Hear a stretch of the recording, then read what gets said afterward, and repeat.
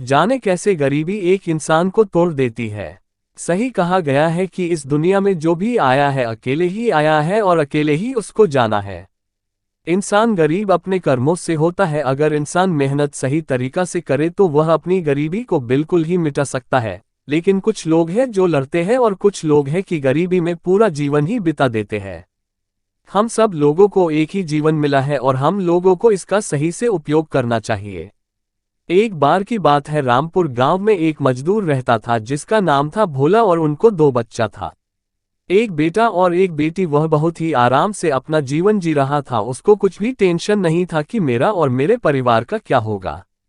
वह जितना भी कमाता था उतना ही खर्च कर देता था, कभी भी अपने आने वाले दिनों के लिए या अपने बच्चों के लिए एक भी रुपया नहीं बचाता था। एक दिन की बात है, वह मजदूर बहुत ही बीमार पड़ गया और उसको इलाज कराने के लिए बड़ी मुश्किल से घर वालों ने पैसा इकट्ठा किया।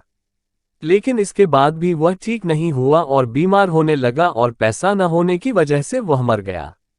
वह तो इस दुनिया से चला गया और अपने बीवी और दो बच्चों को छोड़कर चला गया। उसके मरने के बाद कुछ लोगों ने कुछ दिन तक तो उसके परिवार को खाना दिया, लेकिन जब सब लोगों ने देखा उसकी पत्नी तो आराम से मांगकर बस खा लेती थी और कुछ भी काम नहीं करती थी।